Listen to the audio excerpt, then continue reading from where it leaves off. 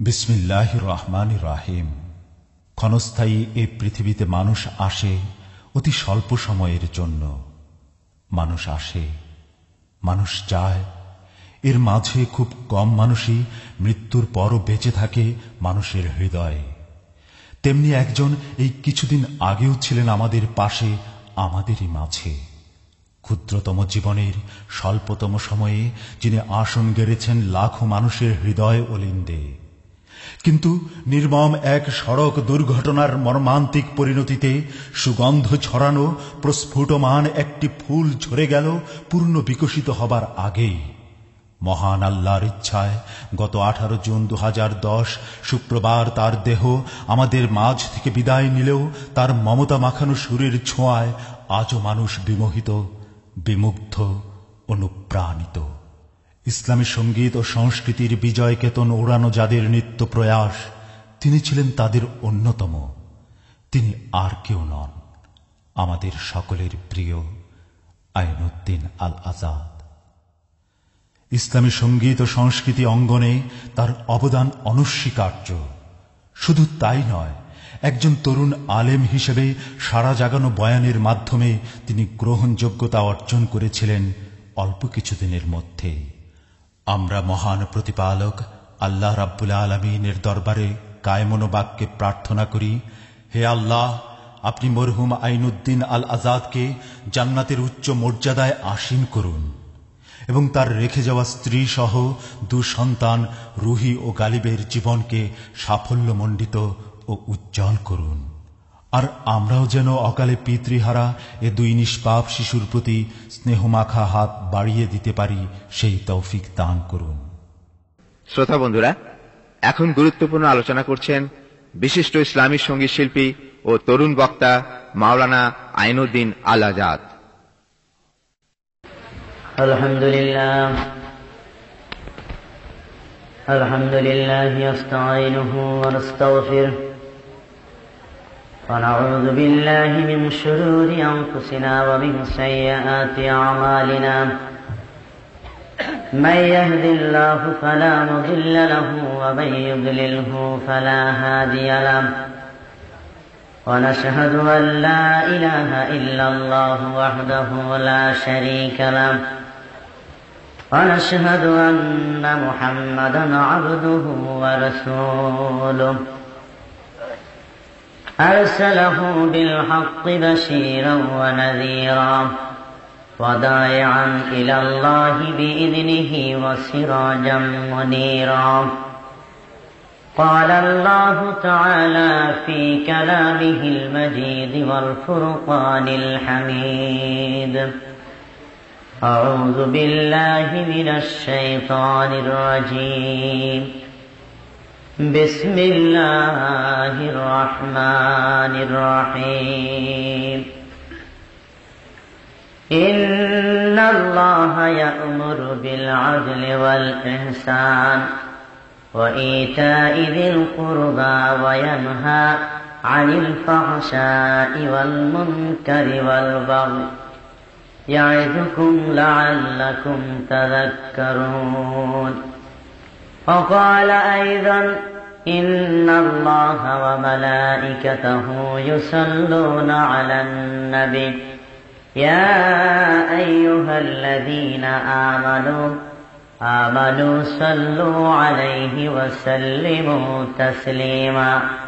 اللهم صل على سيدنا ونبينا وشفيعنا وحبيبنا مولانا محمد صلى الله عليه وعلى آله وأصحابه وبارك وسلم. সবাই পড়েন اللهم صل على سيدنا ونبينا وشفيعنا وحبيبنا مولانا محمد صلى الله عليه وعلى آله وأصحابه وبارك وسلم. اللهم صل على سيدنا ونبينا وشفيعنا وحبيبنا مولانا محمد صلى الله عليه وعلى آله وأصحابه وبارك وسلم. الحمد لله. মুআজ্জাজ মুহতারাম সভাপতি হযরত উলামায়ে কেরাম, সামনে বসা আল্লাহর দ্বীনের সৈনিকেরা, মাইকের আওয়াজ যতদূর যায়, পর্দার আড়ালের মা ও বোনেরা, আল্লাহ রাব্বুল আলামিন আমাদের সবাইকে দ্বীনের অন্যান্য কথা, অন্যান্য কাজ, অন্যান্য ঝামেলা থেকে জুদা করে, মুক্ত করে আল্লাহর দ্বীনের কথা শোনার জন্য এরকম একটি ব্যস্ততম জায়গায় আমাদেরকে বসার, আলোচনা শোনার সুযোগ, মানসিকতা তৈরি করে দিয়েছেন। সে মহান রব্বুল আলামিনের দরবারে শুকরিয়া জানাই, আলহামদুলিল্লাহ। একদল মানুষ এখানে আসতে পারে নাই, বরং আরো নাক সিটকাচ্ছে। মোল্লারা ওরা কি বা বলবে? জাহান্নামের কথা বলবে, জান্নাতের কথা বলবে, ইউসুফ জুলাইকার কিস্সা কাহিনী বলবে। এই তো আমাদের অনেক আগে জানা আছে। অনেকে এই আওয়াজ, আল্লাহর কোরআনের আওয়াজ তাদের কানে খুব একটা ভালো লাগে না। আমি অনেক সময় বলি, এই জামানার কিছু মুসলমান আবু জেহেল, আবু লাহাব, উতবা, সাইবা এদের চেয়ে কয়েক ডিগ্রি উপরে চলে গেছে। কি মনে করেন আপনারা? যদি কেহ আমার কথার বাইরে মত আপনার থেকে থাকে, থাকতেই পারে, তাহলে আমার পক্ষে আমি যুক্তি দিতে পারবো যে এ জামানার মুসলমানেরা, কিছু কিছু মুসলমান আবু জেহেলদের চেয়ে কয়েক ডিগ্রি উপরে চলে গেছে। তাদের কাছে আল্লাহর কোরআন ভালো লাগে না, দ্বীনের কথা ভালো লাগে না।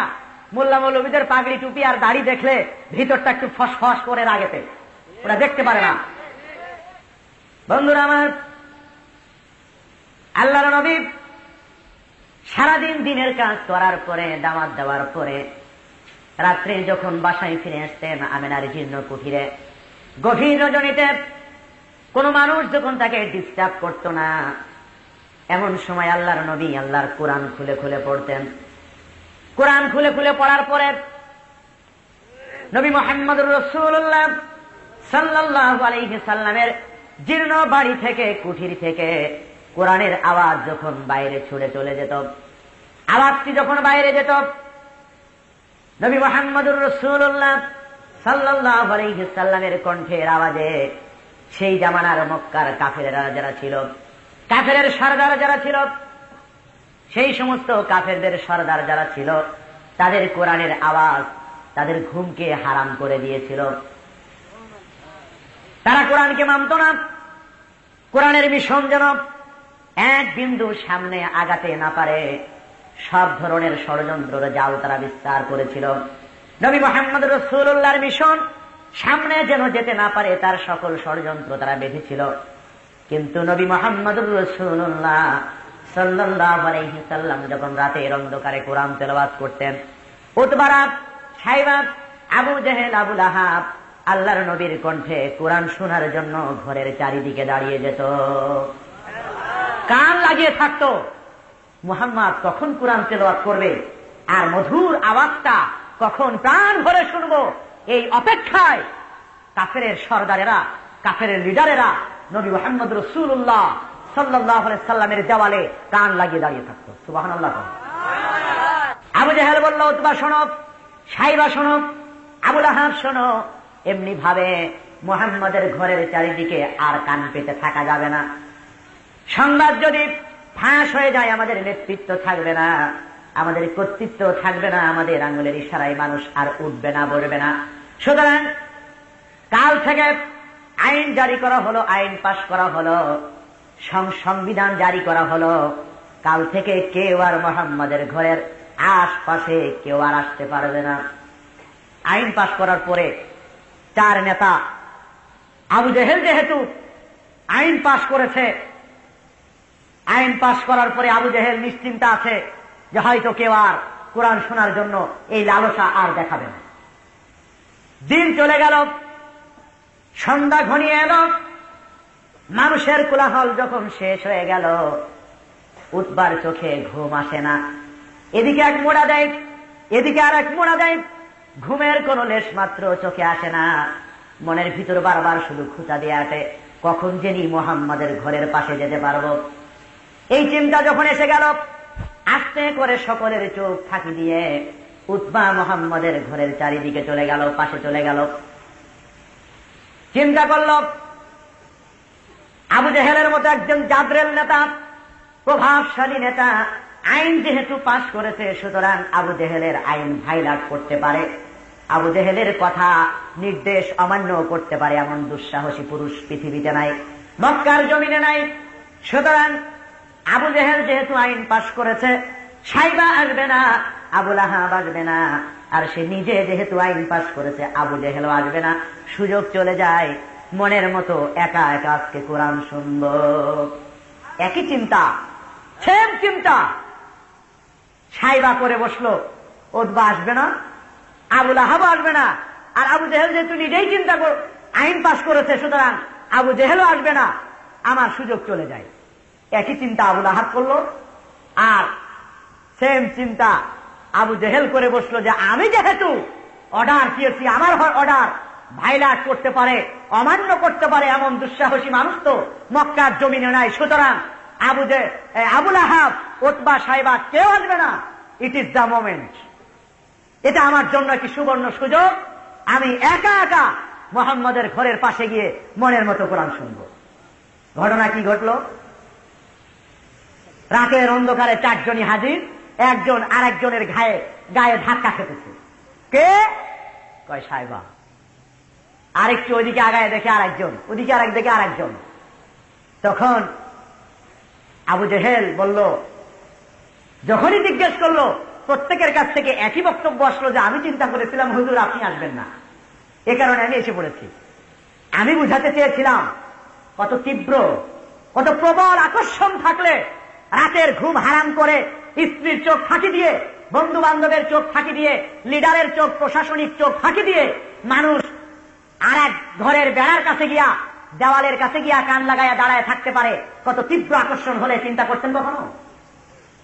হে মুসলমানেরা, যারা আল্লাহর কোরআন শুনলে নাক শীতকাও, ভালো লাগে না, আমি যুক্তি দিলাম, যারা এই জামানায় কিছু মানুষ আবু জেহেলদের চেয়ে কয়েক ডিগ্রি উপরে চলে গেছে, আমার যুক্তি ঠিক আছে না বেঠিক জোরে বলেন? সুতরাং আবু জেহেলের প্রেতাত্মা যারা আছো, মুসলমানের ঘরে জন্ম হয়েছে, নামটা আব্দুল করিম, আব্দুর রহিম, সুতরাং যারা আবু জেহেলের প্রেতাত্মাগিরি করছো আর আবু জেহেলের অনুসরণ করছো, তোমার চিন্তা, তোমার ধারণা, তুমি মনে করছো আমার চেয়ে বড় বুদ্ধিওয়ালা ব্যক্তি, আমার চেয়ে বড় কৌশলবিদ, আমার চেয়ে বড় বিজ্ঞানী বা বুদ্ধিজীবী পৃথিবীতে আর কেউ জন্ম নেয় নাই। সুতরাং যারা কোরআন শুনতে গেছে ওরা পাগল ছাগলের দল, আর আমি মনে হয় খুব বড় একটা কিছু।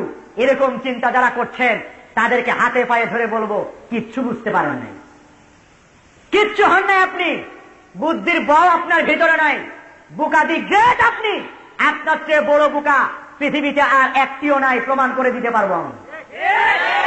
হ্যাঁ আমার আল্লাহর আসমানের নিচে আর জমিনের উপরে সবচেয়ে মূল্যবান অনুষ্ঠান, টেস্টফুল, মজাদার, গুরুত্বপূর্ণ অনুষ্ঠান হলো যেখানে আল্লাহর কোরআনের কথা হয়, নবীর হাদিসের কথা হয়, দ্বীনের কথা হয়। এর চেয়ে টেস্টফুল অনুষ্ঠান, এর চেয়ে মজাদার কোন অনুষ্ঠান পৃথিবীর বুকে আপাতত মুসলমানের কাছে আর একটিও নাই। আমার কথার পক্ষে আপনারা একমত? একদল মানুষের কাছে টেস্ট লাগে ডলি সায়ন্তনীর গান, আয়ুব বাস্তু, জেমস, হাসান, রুনা লাইলা, সাবিনা ইয়াসমিন, এন্ডু কিশোর, এরকম যারা আছে তাদের অনুষ্ঠান একদল মুসলমানের মনের ভিতরে খুব শান্তি দেয়, ভালো লাগে, টেস্ট লাগে। আল্লাহর কোরআন ওদের কাছে ভালো লাগে না। আমি মনে করি আবু জেহেল, উতবা, সাইবা নয়, ওদের চেয়ে উচ্চারণ নিকৃষ্ট পর্যায়ে পৌঁছেছে এই জাতীয় মুসলমান, যাদের কাছে আল্লাহর কোরআন ভালো লাগে না, নাচানাচি ভালো লাগে, উলঙ্গপনা ভালো লাগে, আর গান ভালো লাগে, টিভি ভালো লাগে, ভিসিআর ভালো লাগে।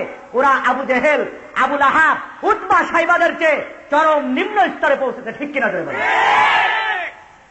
অথচ তারা মনে করছে আমি মনে হয় শীর্ষে অবস্থান করছি। ভাইয়ের আমার, যারা মুসলমান তাদের কাছে আমিও একজন মুসলমান, আপনার ভাই হিসাবে আপনার হাতে ধরে পায়ে ধরে বললাম, আসেন আপনার বুদ্ধির দৌড় কতটুকু আর আল্লাহর কোরআনের বুদ্ধির দৌড় কতটুকু একটু মাপজোক করে দেখেন, কম্পেয়ার করে দেখেন। যদি আল্লাহর কুরআন আপনার কাছে হেরে যায়, যদি এদেশে আপনার বুদ্ধির সাথে টেক্কা দিয়া মোকাবেলা করে চ্যালেঞ্জ করার মতো আলেম মনে হয় বাংলাদেশে দুই একজন আছে না নাই? যারা আপনি যেই বিশ্ববিদ্যালয় থেকে পড়ে এসছেন ওই বিশ্ববিদ্যালয়ের বারান্দায় হাঁটাহাঁটি করে স্যান্ডেল ক্ষয় করছে, এরকম আলেম ওলামা দুই একজন আছে না নাই? ভালো মতো আছে দুই একজন। সুতরাং আপনার বুদ্ধি কত বেশি সেটা মাপযোগ করার মতো ক্ষমতা দুই একজন আলেম বাংলাদেশে নিশ্চিত আছে, এটা আমি আপাতত বিশ্বাস করি।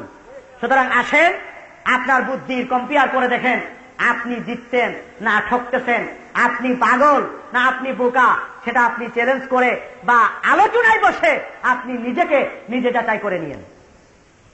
কোরআনের মাহফিল শোনার জন্য আপনাদের কাছে আবদার করতে হবে কেন? কোরআনের আওয়াজ শোনার সাথে সাথে মুসলমানেরা পঙ্গপালের মতো ছুটে আসবে, এটাই তো কথা ছিল নাকি? আপনারা যারা এখানে এসেছেন দাঁড়িয়ে আছেন, যদি বসা সম্ভব হয় বসবেন, যদি সম্ভব হয় দুই একজনকে ভিতরে টেনে নেওয়ার নিবেন তো নাকি? একটু আগাম থেকে দুজিগিরি করেন, লা ইলাহা ইল্লাল্লাহ, লা ইলাহা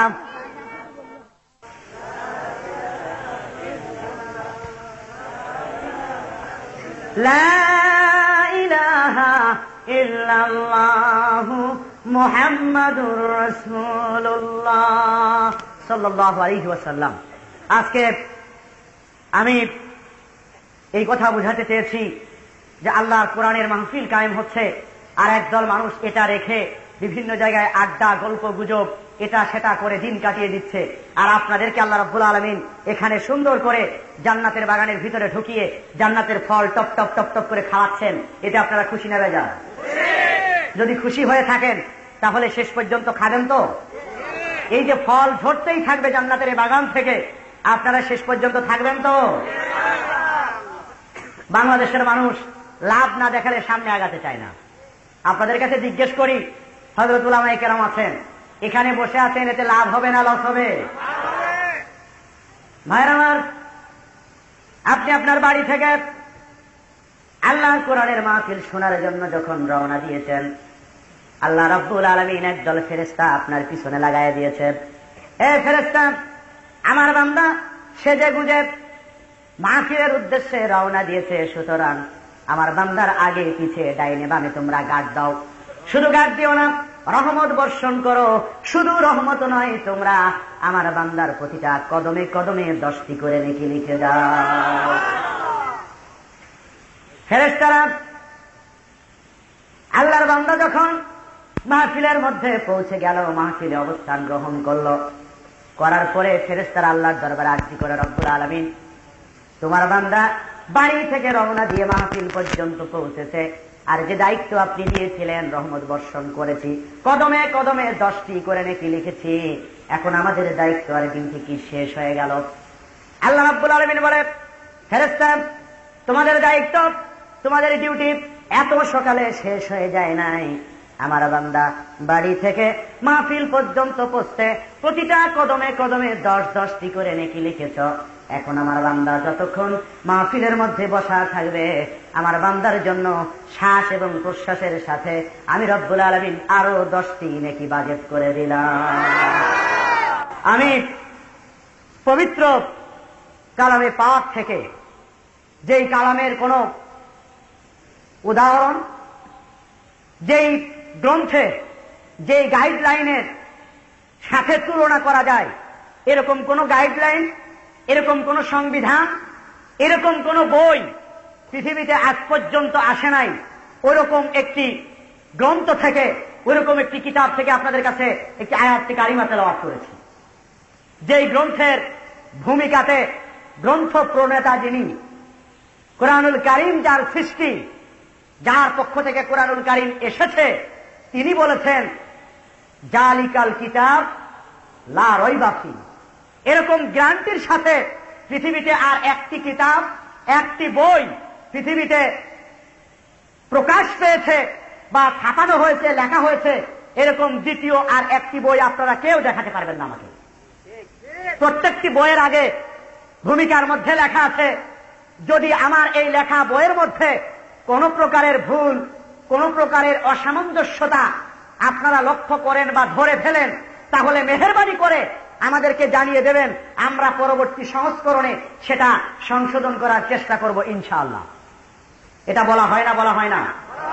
যত কিতাব পৃথিবীতে আছে সকল লেখক তার ভূমিকায় এই কথাটা বলে দেন, যদি ভুল হয়ে যায় তাহলে আপনারা জানিয়ে দেবেন। কিন্তু আল্লাহ একটি মাত্র কিতাবের প্রথমেই ভূমিকায় সকল কথাকে খণ্ডন করে এই গ্যারান্টি দেওয়া হয়েছে যে এই কিতাবের মধ্যে, এই বইয়ের মধ্যে কোন প্রকারের ভুল তো নাই। রয়বুন মানে কি? সন্দেহ, একটু সংশয়ে থাকা। ভুল তো নেই, ভুল থাকা হলো এক কথা, ভুল আছে কিনা এ জাতীয় কোনো সন্দেহ নাই। জোরে কোন সুবহানাল্লাহ। এরকম একটি গাইডলাইন আল্লাহ রাব্বুল আলামিন আমাদেরকে দিয়েছেন, আর কোন জাতিকে দেয় নাই, আর কোন গোষ্ঠীকে দেয় নাই, আর কোন মানুষকে দেয় নাই, আমাদেরকে দিয়েছে, মুসলমানদেরকে দিয়েছে। শুকরিয়া জানাই আলহামদুলিল্লাহ। আল্লাহ রাব্বুল আলামিনের সেই কোরআন থেকে একটি আয়াতে কারিমা আপনাদের সামনে আমি তেলাওয়াত করেছি। আল্লাহ রাব্বুল আলামিন পবিত্র এই আয়াতে কারিমার ভিতরে মুসলমানদের জন্য 6টি কর্মসূচি নির্ধারণ করেছেন। জোরে বলেন কয়টি? কয়টি? 6টি কর্মসূচি নির্ধারণ করেছেন। এই 6টি কর্মসূচি যদি কোনো মুসলমান মেনে চলে তাহলে তার জিন্দেগি সফল, তার জিন্দেগি সফল। জোরে বলেন আমিন। ভাইরা আমার, আল্লাহ রাব্বুল আলামিন রাসূলের কাছে তার জীবন কিভাবে চলবে, তার মানুষ কিভাবে চলবে, তার রাষ্ট্র কিভাবে চলবে, সকল কিছুর ব্যাপারে 6টি কর্মসূচি নির্ধারিত করে দিয়ে আল্লাহ রাব্বুল আলামিন হাবিবের প্রতি আয়াতে কারিমা নাযিল করলেন। ইন্নাল্লাহা ইয়া'মুরু বিল আদলি ওয়াল ইহসান ওয়া ইতা'i যিল কুরবা ওয়া ইয়ানহা আনিল ফাহশাই ওয়াল মুনকারি ওয়াল বাগই।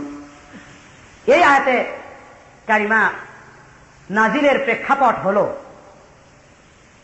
সূরা নাহলের 90 নম্বর আয়াত। এই আয়াতের নাজিলের প্রেক্ষাপট ছিল একজন বিজ্ঞ সাহাবী, রাসূলের সাহাবী, বিজ্ঞ সাহাবী আকসাম ইবনে সাইফি। এই লোকটি তখনও মুসলমান হয় নাই। যখন শুনতে পেল মুহাম্মদ নামে একটি ব্যক্তির আবির্ভাব হয়েছে যিনি নবুয়তি দাবি করতেছেন, নতুন একটি ধর্মের কথা তিনি আমদানি করে এনেছেন, এই সংবাদ যখন তার কানে গেল তখন আকসাম ইবনে সাইফি তার সভাসদবর্গকে ডেকে বলল যে শোনো, এই ব্যক্তির কাছে আমাকে একটু যেতে হবে, তার সম্পর্কে আমাকে একটু জানতে হবে। সভাসদবর্গ বলল, আপনি একটি দেশের গভর্নর, আপনি একটি গোত্রের সর্দার, আমাদের লিডার, আপনি যদি একজন সাধারণ মানুষ কে কোথা থেকে আসলো তার কাছে যদি আপনি যান তাহলে এটা ভালো দেখায় না। সুতরাং আপনি না গিয়ে আমরা আপনাকে পরামর্শ দেই, 2 জন প্রতিনিধি আপনার পক্ষ থেকে আপনি পাঠিয়ে দেন আপনার বক্তব্য লেখা। তাই হলো আকসাম ইবনে সাইফি 2 জন প্রতিনিধি করে 2টি প্রশ্ন নবী মুহাম্মদুর রাসূলুল্লাহ সাল্লাল্লাহু আলাইহি সাল্লামের দরবারে পাঠিয়ে দিলেন। কয়টি প্রশ্ন? জোরে বলেন। 2টি প্রশ্ন করে আকসাম ইবনে সাইফি 2 জন প্রতিনিধিকে পাঠিয়ে দিল নবী মুহাম্মদ রাসূলুল্লাহ সাল্লাল্লাহু আলাইহি সাল্লামের দরবারে। প্রশ্ন 2টি ছিল। কোশ্চেন নম্বর 1, মান আনতা, না প্রথম নম্বর প্রশ্ন কি ছিল? মান আনতা, আপনি কে? হু আর ইউ, আপনার পরিচয় কি? প্রথম নম্বর প্রশ্ন ছুড়ে দেওয়া হলো নবী মুহাম্মদ রাসূলুল্লাহ সাল্লাল্লাহু আলাইহি সাল্লামের কাছে। এক্ষেত্রে আপনাদের কাছে আমি একটু কথা বলতে চাই, আপনারা জানলে বলবেন। আল্লাহ রাসূল সম্ভবত যখন তাকে বলা হলো মান আনতা, আপনার পরিচয় কি, আপনি কে, তখন আল্লাহ রাসূল বলেছিলেন পীরে কামেল, মুর্শিদে মুকাম্মেল, মুজাদ্দেদে জামান, হাদিয়ে মিল্লাত, আওলাদে রাসূল, সদরঘাটের কামান, হাদিকাতুল হায়ান, এরকম 53টা টাইটেল আল্লাহ রাসূল বলেছিলেন। ঠিক না? জোরে বলেন ঠিক কিনা? এ জাতীয় কোন পোস্টার আজ 3 দিন ধরে আমি 3টা জেলায় আমার চোখে পড়ছে। চাঁপাইনবাবগঞ্জ প্রোগ্রামে গেছি, দেখি মসজিদের দেওয়ালে লাগানো পোস্টারের আগার থেকে মাথা পর্যন্ত টাইটেল লিখতেই শেষ। রাজশাহীতে এরকম পোস্টার আপনারা দেখছেন না? দেখেন নাই? দেখছেন আপনারা? নামের প্রথমে টাইটেল লিখে শেষ করতে পারে নাই, শেষে লেখে ওয়াল হাসাইনি ওয়াল হুসাইনি ওয়াল কাদরি খয়রি শাররি মিনাল্লাহ তাআলা, সবকিছু দেখছেন আপনারা। না আমি মিথ্যা বলে আপনাদেরকে উস্কানি দিচ্ছি এরকম কিছু? এরকম কিছু নয়। আল্লাহর নবীর কাছে মান আনতা বলে প্রশ্ন করার পরে প্রশ্ন যখন ছুড়ে দেওয়া হলো হু আর ইউ, আপনার পরিচয় কি? আল্লাহর নবী বলেছিলেন আনা মুহাম্মদ ইবনে আব্দুল্লাহ, আমি আব্দুল্লাহ ছেলে মোহাম্মদ। কি বলেছিলেন? আব্দুল্লাহ ছেলে মোহাম্মদ। আল্লাহ রাসূলের মনে হয় এরকম কোন যোগ্যতা ছিল না যে আল্লাহ রাসূলের নামের আগে পীরে কামেল লেখা যাবে না, এরকম যোগ্যতা আল্লাহ রাসূলের ছিল না, তাই না? আল্লাহ রাসূলের নামের আগে যদি বলা হতো বিশ্ব শ্রেষ্ঠ বিজ্ঞানী, সেটা কি অপরাধ হবে? আল্লাহ রাসূলের নামের আগে যদি বলা হয় বিশ্ব শ্রেষ্ঠ রাজনীতিবিদ, ভুল হবে কথাটা? আল্লাহ রাসূলের নামের আগে যদি এই কথাটা লেখা হয় যুগ শ্রেষ্ঠ চিকিৎসাবিদ, তাহলে সে কথাটা কি ভুল হবে? 100% সঠিক। পৃথিবীতে এমন কোন সাবজেক্ট নাই যে সাবজেক্টের ডক্টরেট ডিগ্রি নবী মুহাম্মদকে দেওয়া যায় না।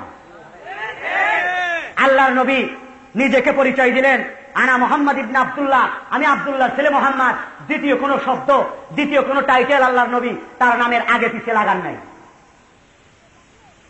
আজকে এ জাতীয় পোস্টার আমাদের সামনে আসে আর আমরা মনে মনে চিন্তা করি খাইছে কত বড় আল্লাহর ওলি, গরু টরু যা আছে সব দিয়ে দেওয়া দরকার। গরুর বড় বড় খাবার তৈরি করা হয়, করে সেখানে গরু রাখার ব্যবস্থা করা হয় ওরসের আরো 3 মাস আগে থেকে। মুসলমান কত প্রকার পাগল হলে এভাবে নামের আগে 53-43টা টাইটেল লাগায়া মুসলমানকে পাগলের রূপ, মানে পাগল ভেবে ওরা 2 পয়স কামাই করতেছে, গরু কামাই করতেছে, কোটি কোটি টাকার মালিক হচ্ছে, আর মুসলমান সেদিকে দৌড় দিচ্ছে পাগলের মতো, এদিক ওদিক তাকায় না। আলেম ওলামা কি কয় সেটা ওদের কানেও যায় না। বন্ধুরা আমার, আপনাদের কাছে একটি মাপকাঠি দিয়ে যায়। আল্লাহর ওলি যারা, হকের পক্ষে যারা থাকে, তারা নামের আগে 43টা টাইটেল লাগায় না। তারা নামের আগে 43টা টাইটেল লাগায় না। তারা নিজেকে সংযত করে রাখে, নিজেকে আরো গোপন করে রাখার চেষ্টা করে, যেন আমার বিষয়টা কারো কাছে জাহির না হয়ে যায়, প্রকাশ পেয়ে না যায়। এটাই হলো আল্লাহর ওলিদের চরিত্র। যারা আহলে হক, হকের উপরে যারা প্রতিষ্ঠিত, তাদের চরিত্র হলো এইটা। নামের আগে টাইটেল লেখার প্রতিযোগিতা হকের চরিত্র নয়, ওলির চরিত্র নয়, এটা ভণ্ডামির চরিত্র। ভণ্ডামির প্রমাণ ঠিক কিনা জোরে বলে। একজন মানুষও এই ভণ্ডদের দরবারে গিয়ে, ভণ্ডদের মাহফিলে গিয়ে ঈমান হারা হয়ে দুনিয়ার বুক থেকে যেন না যায়, ঈমান হারা হতে যেন না পারে, এজন্য ভণ্ডদের সকল দুর্গ, ভণ্ডদের সকল ঘাঁটি বন্ধ করে দিতে হবে আস্তে আস্তে। রাজি আছেন কথাটায়? সমস্যা আছে? রাজি আছে? রাজি থাকলেও সমস্যা আছে। যদি বলি সমস্যা থাকলেও রাজি,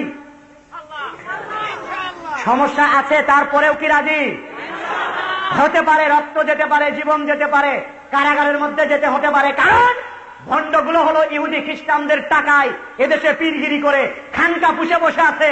ওদের পিছনে পুলিশ প্রোটেকশন থাকবে, এটা আমেরিকার নির্দেশ, ব্রিটেনের নির্দেশ, জাপানের নির্দেশ। এটা খ্রিস্টানদের এজেন্ট হিসাবে বাংলাদেশে পাঠিয়েছি, তাকে প্রোটেকশন দাও। সুতরাং তাকে বাধা দিতে গেলে গ্রেপ্তার হওয়াই স্বাভাবিক। তারপরেও রাজি? হ্যাঁ মুসলমান জবাব দেন, তারপরেও রাজি আছেন কিনা? বন্ধুরা আমার, যদি আপনারা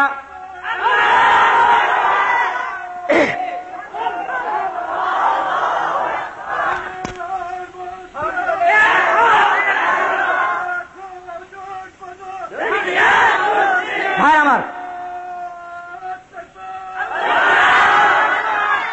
শুধুমাত্র একটি কথায় নয়, এরকম হাজারো ভণ্ডামির আস্তানা আজকে কানাচে কানাচে কানাচে কানাচে গেড়ে দেওয়া হয়েছে।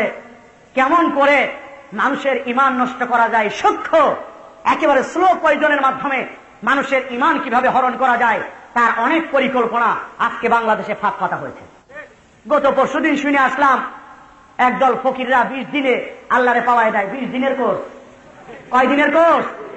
20 দিনের কোর্সে আল্লাহরে পাওয়ায় দেয়। আর কোথাও যাওয়া লাগবে না, আলেম ওলামা ধরে যাওয়া লাগবে না, 20 দিনের কোর্সে আল্লাহরে পেয়ে গেলাম। এই কথা বলার পরে পাগল যদি না হয়, যার একটু বুদ্ধি আছে, সে তার গালে চড় মারবে না? কয় বদমাইশ, আল্লাহকে পাওয়াই দাও। চড় মারার কথা, কিন্তু তা নয়। মুসলমানের ইমেজ, মুসলমানের চরিত্রটা কিছুটা রবাহত হয়ে গেছে, আবেগপ্রবণ হয়ে গেছি আমরা। আবেগ যেদিকে টান দেয় ওদিকে আমরা চলছি। কিছুক্ষণ আগে আমার এক হযরত বয়ান করলেন, যখন লাদেনের খুব জয় জয়কার, উসামার নাম শুনলে তখন ঘুমের ভিতরে একটা ঝাঁকি দিয়া উঠি, মনে হয় মিছিল এখনই একটা করা লাগবে।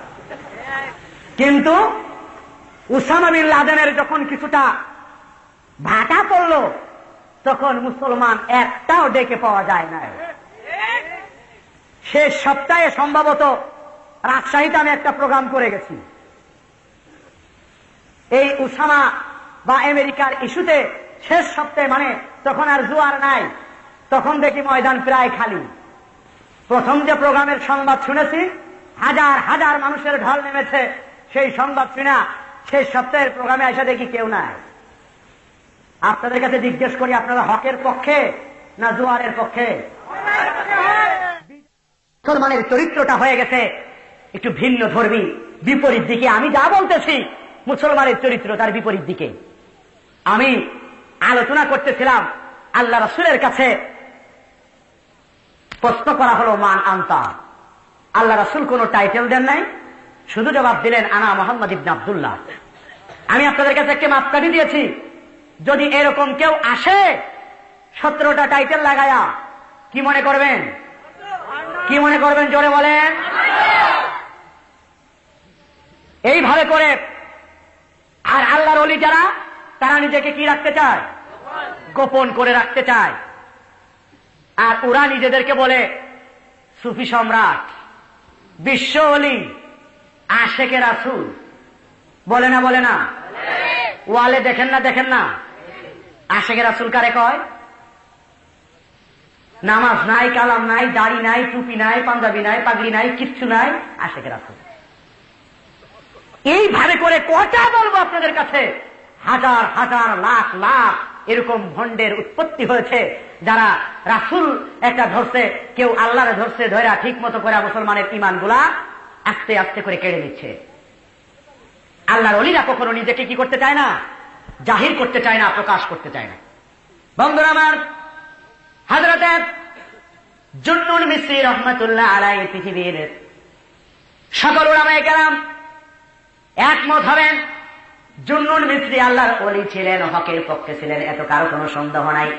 এই জুন্নুন মিসরি একজন মানুষ জুন্নুন মিসরির দরবারে আসলো, হুজুর অনেক দিন যাবৎ বৃষ্টি হয় না, অনাবৃষ্টির কারণে এলাকায় ফসল হয় না, না খেয়ে মানুষ মারা যায়। হুজুর আমাদের বিশ্বাস, আপনি যদি আল্লাহর দরবারে দোয়া করেন, আল্লাহ দোয়া কবুল না করে পারবে না, বৃষ্টি না দিয়ে মনে হয় আল্লাহ পারবে না। জুন্নুন মিসরি বলল, যাও, চেষ্টা করবো দোয়া করার জন্য। লোকগুলো যখন জুন্নুন মিসরির দরবার থেকে দূরে চলে গেল, যার যার বাড়িতে যখন চলে গেল, তখন জুন্নুন মিসরি চিন্তা করে, দুনিয়াতে অনাবৃষ্টি, অতিবৃষ্টি, সমুদ্রের ঘূর্ণিঝড়, আবহাওয়ার যত বিপর্যয় ঘটে, সকল বিপর্যয় ঘটে যায় শুধুমাত্র মানুষের কারণে। কাদের কারণে? জাহারাল ফাসাদু ফিল বাররি ওয়াল বাহরি বিমা কাসাবাত আইদিন নাস। পৃথিবীর মধ্যে যতগুলি সামুদ্রিক বিপর্যয়, স্থল বিপর্যয়, যত প্রকারের বিপর্যয় ঘটে, এটার একটা মাত্র কারণ, সেটা হলো মানুষেরা আকাম কুকাম করে উল্টা পাল্টা কাজ করার কারণে এ সকল ঘটনার সূত্রপাত হয়। কি কারণে? আমাদের গুনার কারণে অনাবৃষ্টি, অতিবৃষ্টি, ঘূর্ণিঝড় যা হয় সব তাদের কারণে হয়, আমাদের কারণে হয়। সে কারণে আমাদেরকে অনুশোচনা করতে হবে যে আমার কারণে মানুষ কষ্ট পাচ্ছে, ঝড় হচ্ছে, বন্যা হচ্ছে, এটা কার কারণে? আমার কারণে, গুনার কারণে। কিন্তু একটা বিপরীত কথা এসে যায়, বলবো? সরকার বাহাদুররা যখন দেখে বন্যা এসে গেছে, তখন ওনারা বলেন এটা প্রাকৃতিক বিপর্যয়, রুখে দাঁড়াতে হবে, মোকাবেলা করতে হবে। বলে না? বলে না? নিজেরা আকাম কুকাম করে দেশটারে জাহান্নাম বানিয়ে, জুলুম চালায়া, অত্যাচার চালায়া নিরীহ মানুষের বুক ফাটা কান্নায় আল্লাহর পক্ষ থেকে গজব আসলো, আর ওনারা বক্তব্য দেয় এটা প্রাকৃতিক দুর্যোগ, মোকাবেলা করতে হবে। জোরে কর নাউজুবিল্লাহ। কি জন্য হয় এগুলা? একটি মাকে বেঁধে রেখে মেয়েকে ধর্ষণ যখন করা হয়, ছেলেকে বেঁধে রেখে মাকে যখন ছেলের চোখের সামনে ধর্ষণ করা হয়, ছেলের বুক চিরে এই আর্তনাদ বের হয় না, আল্লাহ এই জালেমের উপরে তুমি গজব দাও। এই আর্তনাদ ওই ছেলের বুক থেকে, মায়ের বুক থেকে কি বেরিয়ে আসে না? তিনটা ব্যক্তির দোয়া আল্লাহ কবুল করেন। কয়টা? নাম্বার 1 মা বাবার দোয়া, 2 নম্বরে হলো মুসাফিরের দোয়া যারা সফর হালতে আছে, আর 3 নম্বরে হলো মাজলুম ব্যক্তির দোয়া যারা জালেমের অত্যাচারে অত্যাচারিত, এই মানুষগুলোর দোয়া আল্লাহর দরবারে কবুল হয়ে যায়। তাদের দোয়ার কারণে দেশের উপরে গজব আসে, ডেঙ্গু আসে, বন্যা আসে, ঘূর্ণিঝড়, নিম্নচাপ, উচ্চচাপ, মধ্যচাপ যা আসে এইগুলা আসে, আর ওরা বলে এটা প্রাকৃতিক দুর্যোগ, এটাকে মোকাবেলা করতে হবে। জোরে কর নাউজুবিল্লাহ। এই কথা কোন মুসলমান বললে ঈমান থাকবে? ঈমান থাকবে না। হযরত জুন্নুন মিসরি চিন্তা করলেন, যা কিছু হয় আমাদের গুনার কারণে পৃথিবীর বুকে বিপর্যয়ের সৃষ্টি হয়। এই কথার কারণে চিন্তা করার পরে জুন্নুন মিসরি চিন্তা করল, গুনাহগারকে সেই ব্যক্তি চিহ্নিত করতে হবে। গুনাহগার ব্যক্তি যদি এলাকা থেকে সরে যায়, তাহলে আল্লাহর পক্ষ থেকে অনাবৃষ্টি অতিবৃষ্টি কোনোটাই থাকবে না। জুন্নুন মিসরি চিন্তা করলো, গুনাহগারকে একটু চোখ বুজে খেয়াল করে দেখলো, আমার চেয়ে বড় গুনাহগার এই এলাকার মধ্যে আর কেউ নাই। ওলিদের চোখ এরকম, নিজেকে ছাড়া নিকৃষ্ট আর কাউকে ভাবে না, নিজেই সবচেয়ে ছোট, নিজেকেই সবচেয়ে নিকৃষ্ট মনে করে। এটাই আল্লাহর ওলিদের পরিচয়। চলে গেলেন এলাকা ছেড়ে, টুপলা টুপলি বেঁধে নিয়ে। চলে যাওয়ার পরে রাত্রে মুষলধারে বৃষ্টি এসে গেল। জোরে কোন সুবহানাল্লাহ। ঘটনা কি? সকালবেলা লোকজন আসলো, হুজুর গেল কোথায়? জুন্নুন মিসরি এজন্য গিয়েছিলেন, বৃষ্টি হবে এটা সে জানতো, দোয়াও করেছিল, আর যদি বৃষ্টি হওয়ার পরে আমি এখানে স্টিল বসে থাকি, একদল মানুষ এসে আমাকে পূজা শুরু করে দেবে যে হুজুরের কথায় বৃষ্টি হয়। হুজুর না আল্লাহ তাআলা হয়ে গেছে গা। অনেক মানুষ এইরকম চিন্তা ভাবনা শুরু করে দেবে। সুতরাং তার আগেই জুন্নুন মিসরি ওই এলাকা ছেড়ে অন্য এলাকায় চলে গিয়েছিলেন। এটাই আল্লাহর অলি চিনার মাপকাঠি আপনাদের কাছে দিয়ে গেলাম। পারবেন তো? আল্লাহর অলিরা নিজেকে সংযত রাখে। 2 নম্বর প্রশ্ন। কয়টা প্রশ্ন আকসাম ইবনে সাইফির? 2টা প্রশ্ন। 1 নম্বর প্রশ্ন গেল, মান আনতা, আপনার পরিচয় কি? আল্লাহ রাসূল জবাব দিলেন, আনা মুহাম্মদ ইবনে আব্দুল্লাহ। 2 নম্বর প্রশ্ন আসলো, অমা আনতা, অমা আনতা, আপনার কর্মসূচি কি? কি চান আপনি? আপনার টার্গেট, লক্ষ্য, উদ্দেশ্য কি? এটা আরেকটি প্রশ্ন ছুড়ে দেওয়া হলো আকসাম ইবনে সাইফির পক্ষ থেকে। প্রতিনিধিরা আল্লাহর নবীর কাছে করল। আল্লাহ রাসূলের কাছে আকসাম ইবনে সাইফির লেখা 2টি প্রশ্নের 2য় প্রশ্ন যখন ছুড়ে দেওয়া হলো, তখন আল্লাহর নবী বাদ বাক্য কথা না বাড়ায়া শুধুমাত্র এই তেলাওয়াত, এই আয়াতে কারিমা তেলাওয়াত করে দিলেন, ইন্নাল্লাহা ইয়ামুরু বিল আদলি ওয়াল ইহসান ওয়া ইতাই যিল কুরবা ওয়া ইয়ানহা আনিল ফাহশাই ওয়াল মুনকারি ওয়াল বাগই। আল্লাহ রাসূল এই আয়াত তেলাওয়াত করিয়ে দিলেন। ওই 2 জন প্রতিনিধি তেলাওয়াত একবার শুনাই ভিতরের অবস্থাটা খারাপ হয়ে গেছে। হুজুর একটু আরেকবার বলেন। আরেকবার শোনানো হলো। তারপরে কয় হুজুর আরেকবার শোনানো হলো। হাদিস শরীফে এসেছে কয়েকবার আল্লাহ রাসূল তাদেরকে রিকোয়েস্টের কারণে, অনুরোধে পড়ে কয়েকবার শোনায় দিলেন। শোনানোর কারণে ওদের মতলব ছিল আয়াতটা মুখস্থ করে নিয়ে যাবে। কি করবে? মুখস্থ করে ফেলে দিল। 2জন মুখস্থ করে চলে গেল কোথায়? আকসাম ইবনে সাইফির দরবারে গিয়ে বলল, আয়াতটা হলো এই। 1 নম্বর প্রশ্ন হলো উনি আব্দুল্লাহর ছেলে মুহাম্মদ। 2 নম্বর প্রশ্নের জবাব হলো উনি এই কর্মসূচি নিয়ে, এই 6টা কর্মসূচি নিয়ে উনি পৃথিবীতে এসেছেন। আকসাম ইবনে সাইফি বলল, এই 6 কর্মসূচি নিয়ে যদি উনি এসে থাকেন, তাহলে উনি ভালো মানুষ, উনার দ্বারা পৃথিবীতে একটা ভালো কিছু হওয়ার সম্ভাবনা আছে। জোরে কোন সুবহানাল্লাহ। আল্লাহ রাসূলের জবাব দরবার পর্যন্ত দিতে হয় নাই। আল্লাহর রাসূলের দরবার পর্যন্ত না যেই আকসাম ইবনে সাইফি খুব আন্তরিকতার সাথে আয়াতের কর্মসূচির দিকে মিলায়া পড়ে নিলেন, লা ইলাহা ইল্লাল্লাহু মুহাম্মাদুর রাসূলুল্লাহ। এত সুন্দর কর্মসূচি যার হাতে, সে মানুষ ভালো মানুষ না হয়ে পারে না। যা শুনেছি সত্য শুনেছি, উনি নবী মুহাম্মদ, উনি নবুয়তি ঠিক আছে ওনার দাবি। জোরে কোন সুবহানাল্লাহ। আল্লাহ রাব্বুল আলামিনের এই 6টা কর্মসূচি নিয়ে আলোচনা করার নিয়তে আপনাদের সামনে বসেছি, কিন্তু রাত্র অনেক। ছোট্ট একটি উদাহরণ দেই, এরকম যদি লক্ষ জনতা রাজশাহীতে ভরপুর হয়ে যেত, আর আমার মতো নয়, আরো বিজ্ঞ বিজ্ঞ উলামায়ে কেরাম এসে যদি এখানে কথা বলতেন, হাজার হাজার তাফসীর, লাখ লাখ তাফসীরুল কোরআনের মাহফিল, আর ফজরের ফরজ নামাজের একটা সিজদা, কোনটার দাম বেশি? কোনটার দাম বেশি জোরে বলেন? এই অবস্থায় যদি যারা আধা নামাজি এরা যদি শোয়, তাহলে 8টার কমে ঘুম থেকে উঠবে না। আর যারা একটু পাক্কা নামাজি তারা মসজিদে জামাত পাবে না, জলদি করে চোখ মুছতে মুছতে যায় কোন রকম 2 রাকাত ফরজ নামাজ পড়বে।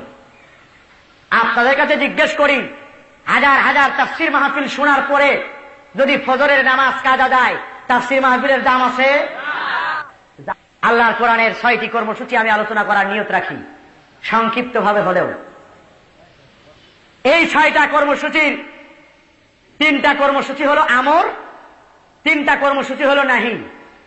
3টা কর্মসূচি মানতে হবে, 3টা কর্মসূচি ছাড়তে হবে। কয়টা বললাম?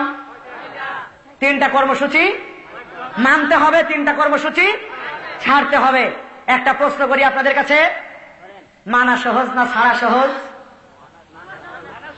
যারা বলেন একমত হতে পারলেন না, ভালো করে বলেন। অনেকেই বলেছেন ছাড়া সহজ, একমত হতে পারেন নাই, তো আমাদেরকে গালি দেন কে? হুজুর আপনারা এক হইতে পারেন না, হুজুররা এক হইতে পারে না, আপনারা তো এক হইতে পারলেন না।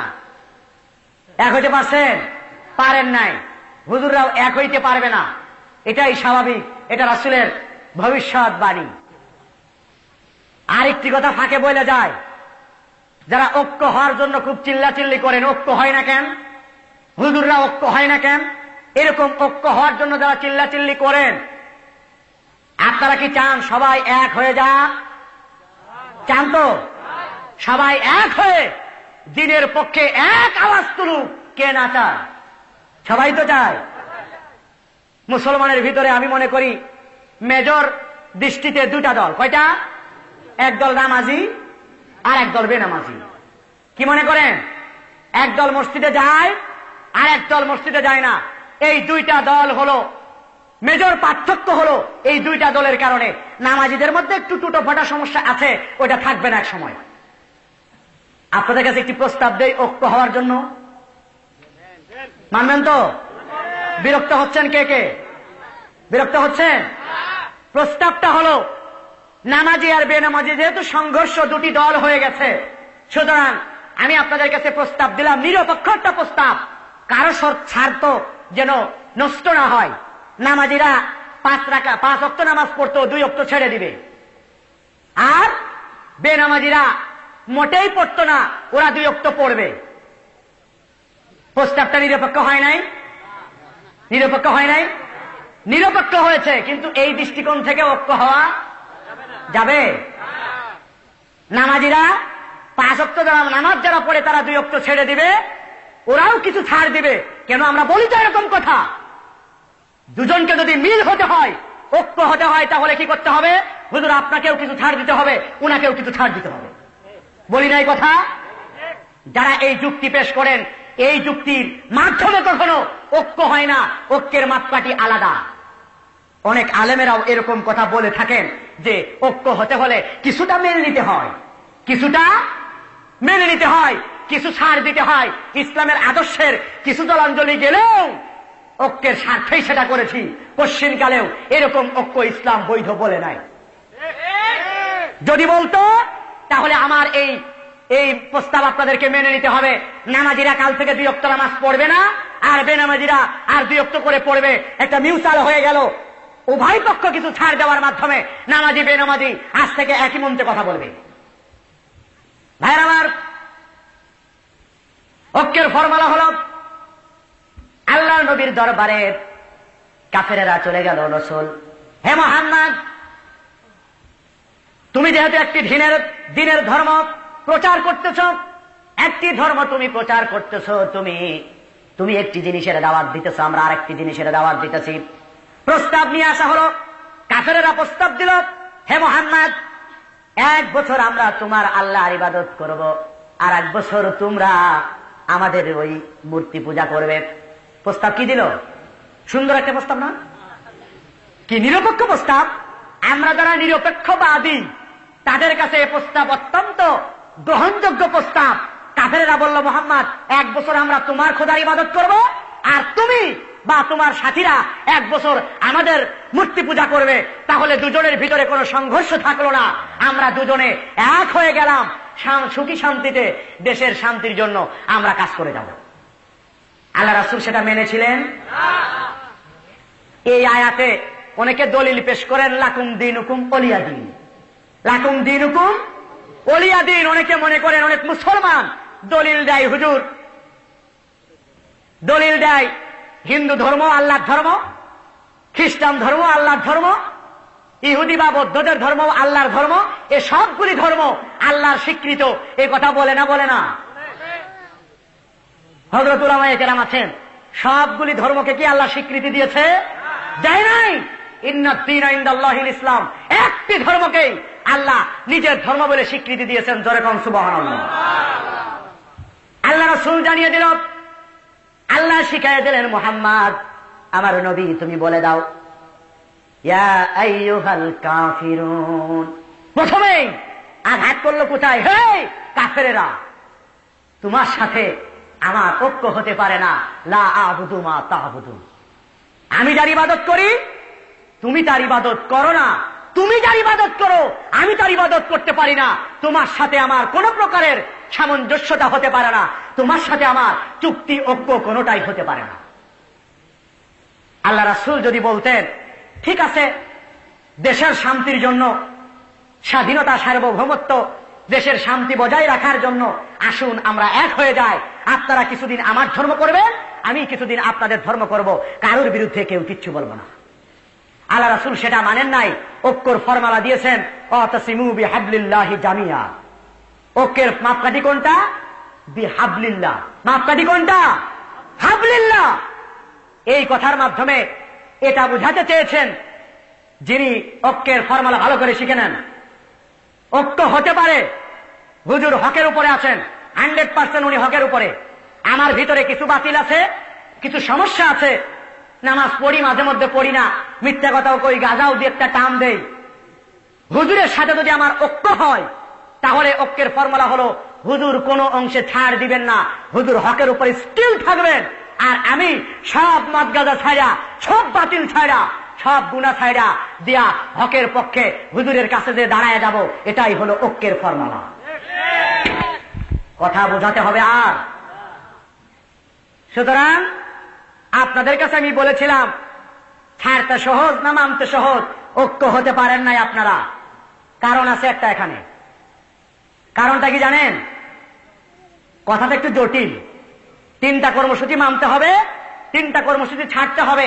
আমি বলেছিলাম মানা সহজ না ছাড়া সহজ, আপনারা এক একজন এক এক মতামত দিয়েছেন। কিন্তু বিষয়টা হলো এরকম, যে ব্যক্তি নামাজ পড়ে ওর জন্য নামাজ ছাড়া কঠিন, কি মনে করেন? আবার ওর জন্য মদ খাওয়ার নির্দেশটা মানা কঠিন, আর নামাজের নির্দেশটা ছাড়া কঠিন। আর কিছু কিছু মানুষের জন্য নামাজ পড়া কঠিন, ছাড়া কঠিন নয়। বুঝে এসছে কথা? প্রশ্নটা কিছুটা ব্যাখ্যা সাপেক্ষ, সে কারণে আপনারা সবাই একমত হতে পারেন নাই, দোষ দিচ্ছি না আপনাদের। ভাইরা আমার, ছাড়া সহজ কাদের জন্য? নামাজ ছাড়া সহজ, রোজা ছাড়া সহজ, কোরআনের মাহফিল থুইয়া দূরে বসে থাকা সহজ ওদের জন্য, যাদের কোরআনের মহব্বত ভিতরে নাই, নামাজের মহব্বত ভিতরে নাই। যার ভিতরে কোরআনের মহব্বত আছে, নামাজের মহব্বত আছে, ওরে পিটাইবেন, মারবেন, কারাগারে দেবেন, গুলি বসাবেন, পিস্তল ধরবেন, নামাজ ছাড়বে না, নামাজ ছাড়তে সে পারে না। ঠিক কিনা জোরে বলেন?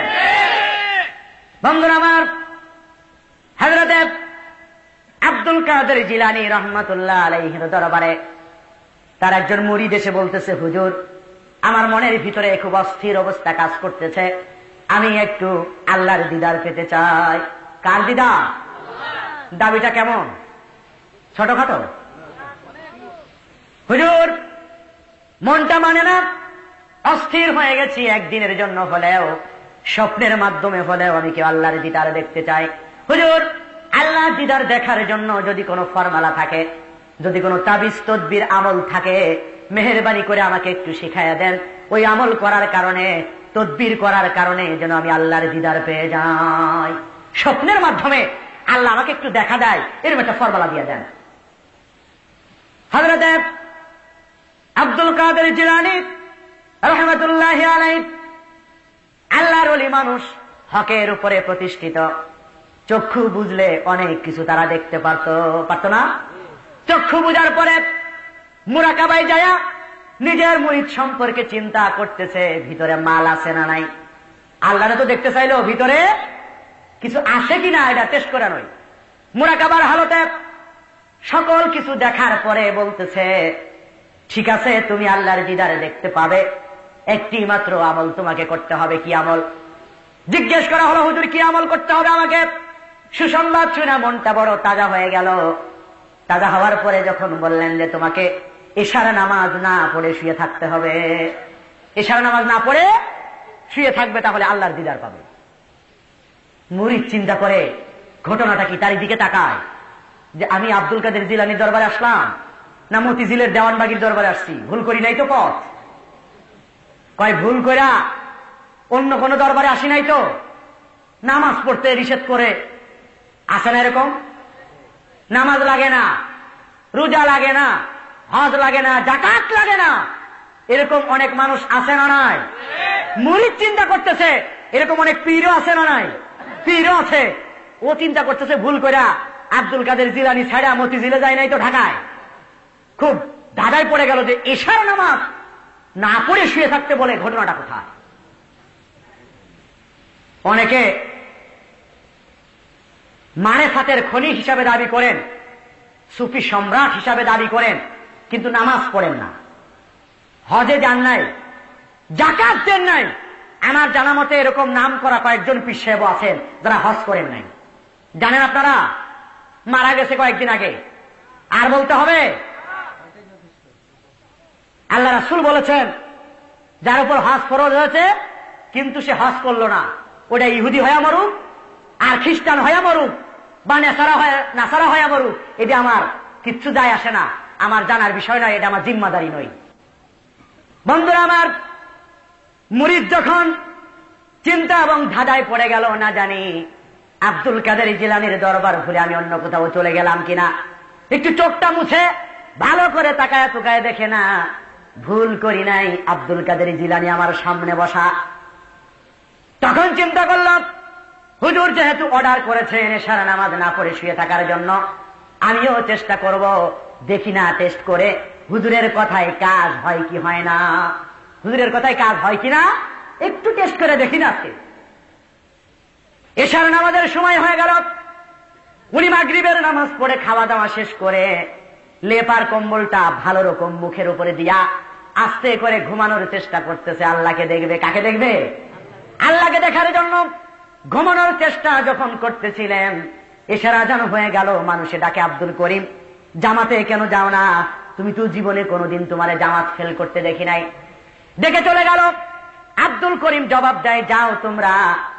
বলে না যে আমি যাব না, এক কথা বলে না, বলে তোমরা যাও, এই কথা বলে আবার লেপ মুড়ি দিয়া শুয়া পড়ে। শোয়ার পরে ঘুম আসার চেষ্টা করতেছে। আল্লাহকে দেখার বড় চিন্তা, মনের ভিতরে টেনশন। আরেকটি টেনশন ভিতরে, ইশারা নামাজ জামাতে পড়ে না পড়ে রাত্রে লেপের মধ্যে ঘুমায়া থাকলাম, এটা কেমন হয়ে গেল? টেনশনে ঘুম নাই। টেনশনে ঘুম না আসলে স্বপ্ন দেখা যাইব? জোরে কন, ঘুম না আসলে কি স্বপ্নে আল্লাহরে দেখা যাইব? বাংলাদেশে দেখা যায়। বাংলাদেশে না ঘুমাইলেও স্বপ্নে দেখা যায়। দেখছেন আপনারা? শুনেন নাই? শুনছেন তো? বাংলাদেশে না ঘুমায়াও স্বপ্ন দেখা যায়। যদি সেটা বাপের স্বপ্ন হয়, দাদার স্বপ্ন হয়, মামা খালুর স্বপ্ন যদি হয়, নিজস্ব লোকের স্বপ্ন যদি হয়, না ঘুমায়া স্বপ্ন দেখা যায় না। ও ভালো করে বুঝতেছে, তো ও চিন্তা করে এশার নামাজও হারাইলাম, আল্লাহর দিদারও তো পাইলাম না, আমও গেল ছালাও গেল। এই টেনশনে শেষ পর্যন্ত এশার নামাজের সময় চলে যায় মুহূর্তে কয় ধুত্তরি, আল্লাহর দিদার আমার লাগবে না, তাড়াতাড়ি করে এশার নামাজ ছেড়ে আমি শুয়ে আছি, এটা কোনো মুসলমানের কাজ হলো? তাড়াতাড়ি করে জলদি অজু করে 4 রাকাত নামাজ পড়ছে। কয় রাকাত? কয় আল্লাহর জাহান্নাম থেকে তো বাঁচি 2,88,00,000 বছর জাহান্নাম থেকে আগে বাইচা লই, তারপরে দিদার হোক আর না হোক। তাড়াতাড়ি করে অজু সেরে নামাজে দাঁড়িয়ে গেল, 4 রাকাত ফরজ নামাজ পড়ে শুয়ে পড়লো। বান্দার মাথা থেকে টেনশন দূর হয়ে গেছে। ছাড়া সহজ না মানা সহজ? এবার বুঝছেন তো, যারা এই পথে আছে এই পথ তাদের জন্য ছাড়া সহজ, আর যারা এই পথে আসে নাই ওদের মাজায় পিটাবেন, ঘাড়ে পিটাবেন, তারপরে রুকুর জন্য মাজা বাঁকাই হবে না, সোজা হয়ে দাঁড়ায় থাকবে। বন্ধুরা আমার, রাত্রি যখন গভীর হয়ে গেছে, এশার নামাজ মাত্র 4 রাকাত ফরজ নামাজ আল্লাহর আদেশ পালন করে শুয়ে পড়েছে। টেনশন দূর হয়ে গেল। টেনশন যখন দূর হয়ে গেছে, তাড়াতাড়ি করে ঘুম তার চোখে চলে আসলো। ঘুম আসার পরে কিছু সময় যাওয়ার পরে দেখলো ঘরটা নূরের আলোয় আলোকিত হয়ে গেছে। জোরে কাম সুবহানাল্লাহ। আলোকিত হয়ে যাওয়ার পরে আলো দেখে ধসমস করে বিছনা ছেড়ে যখন উঠে বসেছে, সুগন্ধি সুন্দর সুগন্ধির গন্ধ উনি নাকে পেতেছে। কিছুক্ষণ পরে দেখলো সুদর্শন একটি যুবক, এমন চেহারার মানুষ জীবনে কোনোদিন আর সে দেখে নাই। এমন একটি চেহারার মানুষ তার ঘরের ভিতরে ঢুকতেছে। মলিন চেহারা, খুব দুঃখ ভারাক্রান্ত চেহারার মধ্যে ছাপ ফুটে উঠেছে, চোখের কোনায় পানি টলমল করতেছে, আর বলতেছে, ওরে আব্দুল করিম, কি অপরাধ করেছি আমি, কি অন্যায় করেছি আমি নবী তোমার কাছে? আল্লাহর আদেশ 4 রাকাত ফরজ নামাজ আদায় করলে আমার নবীর সুন্নাত, আমার সুন্নাত কেন তুমি আদায় করো না? কে এসেছে? পাগলের ঘরে কে এসেছে? আল্লাহ রাসূল এসে ধমক দিতেছে, আব্দুল করিম, আল্লাহর ফরজ 4 রাকাত নামাজ আদায় করতে পারলে আর আমার কিছু করলে না, আমি কি অপরাধ করেছি তোমার কাছে? কই তুমি তো কখনো সুন্নাত ছাড়ো নাই। অনেকে সুন্নাতের ইনকার করে। টুপি লাগবে কিতে, পাগড়ি লাগে কিসে, জামার দরকার কি, বড় জুব্বার দরকার কি? জুব্বার মধ্যেই কি ইসলাম? পাগড়ির মধ্যেই কি ইসলাম? দাড়ির মধ্যেই কি ইসলাম? এইটা নিয়ে চিল্লাচিল্লি করেন, এরকম কয় না? যদি কেউ দাড়ি না রাখেন তাহলে আপনি অন্যায় করছেন। অনুশোচনা করেন, হুজুর রাখতে পারি না, রাখা তো দরকার কিন্তু রাখতে পারি না, আপনি কাফের হবেন না। আপনি আল্লাহর সুন্নত, নবীর সুন্নত মানতে পারলেন না, আপনি অপরাধী হবেন, গুনাহ হবে। দাইমি সুন্নত যদি আপনি না মানেন, আর যদি এ কথা বলেন দাড়ির দরকার কি, নামাজ পড়ার দরকার কি, এটা যদি বলেন তাহলে আপনি ইনকার করলেন, আপনি কুফরি করলেন। ঠিক কিনা জোরে বলেন। ওলামায়ে কেরাম আছেন এরকম ইনকার যারা করে, অস্বীকার করার মতো ভান যারা করেন, দাড়ি লাগবে কিসে, এরকম যারা করেন সাবধান হয়ে যান। আল্লাহ রাসূলের সুন্নাতের গুরুত্ব বিরাট কিছু। বন্ধুরা আমার, পরের দিন সকালবেলা মুরিদ যায় আব্দুল কাদের জিলানীর দরবারে, পাগলের মতো হয়ে গেছে, হুজুর কি কইলেন, কি করলাম, কি হইল কিছুই তো বুঝলাম না। নামাজ ছেড়ে শুয়ে থাকতে বললেন, তাই করলাম, শেষ পর্যন্ত শুয়ে থাকতে পারলাম না, আবার তাড়াতাড়ি করে 4 রাকাত পড়ে পাগলের মতো আবার শুয়ে পড়লাম। ঘুম এসে গেল, দেখতে চাইলাম আল্লাহকে, দেখি আল্লাহ রাসূল আমার ঘরের মধ্যে হাজির। কাকে দেখতে চাইলাম, কি দেখলাম, কি বললেন আর কি করলাম আমার কিচ্ছু বুঝে আসে না। আব্দুল কাদের জিলানী ঘটনা শোনার পরে বলল, আহাম্মদ, আমি তোকে বলেছিলাম এশার নামাজ না পড়ে শুয়ে থাকার জন্য, পারো না এশার নামাজ না পড়ে শুয়ে থাকতে। আমি জানি এশার নামাজ না পড়ে শুয়ে থাকার ধৈর্য যদি তুমি ধারণ করতে পারো, সুন্নাত না পড়ার কারণে আল্লাহর নবী তোমার ঘরের মধ্যে এসে দেখা করে গেল, ফরজ যদি না পড়ে শুয়ে থাকতে দেখতে আল্লাহ তোমার সাথে এসে দেখা করে যেত।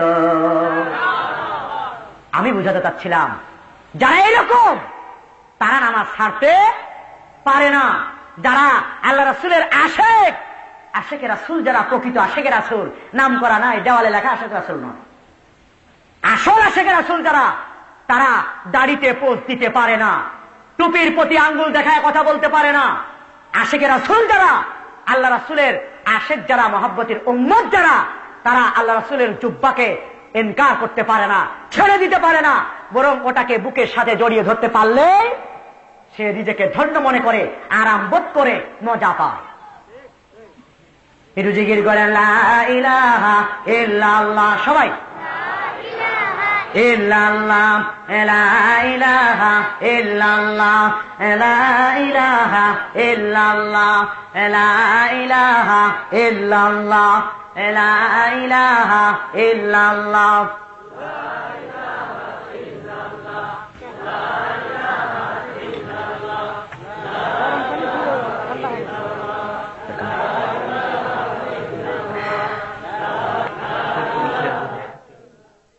সুপ্রিয় শ্রোতা, অ্যালবামটির ব্যবস্থাপনায় ছিলেন মোস্তফা কামাল, ধারা বর্ণনায় ছিলাম আমি শাহ ইফতেখার তারিক, প্রযোজনা ও পরিবেশনা করেছে প্রত্যয় প্রোডাক্টস, পুরানা পল্টন, ঢাকা। আল্লাহ হাফেজ।